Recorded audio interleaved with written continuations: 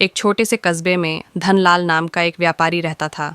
उसका नाम धनलाल था, लेकिन लोग उसे प्यार से नहीं, डर और नाराजगी से जानते थे। वजह साफ थी, वह बहुत लालची था। उसका तराजू हमेशा हल्का होता, दाम हमेशा ज्यादा और दिल बिल्कुल छोटा। कस्बे में जब भी कोई गरीब किसान अपनी फसल बेचने आता, धनलाल उसके भोलेपन का फायदा उठाता।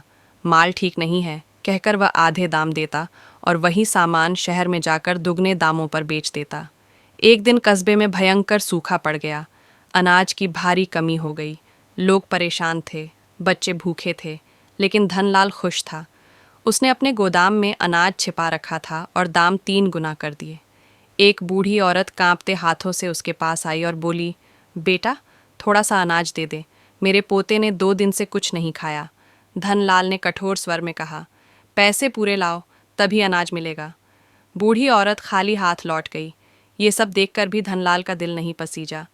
उसी रात धनलाल ने सपना देखा। सपने में उसने खुद को एक सुनसान रेगिस्तान में पाया। चारों तरफ सोना बिखरा था, लेकिन उसे खाने को कुछ नहीं मिल रहा था। वह प्यास से तड़प रहा था। तभी वही बूढ़ी औरत सामने आई और बोली, धन का क्या करोगे जब भूख और प्यास में मर जाओगे? धनलाल घबराकर नींद से जाग गया।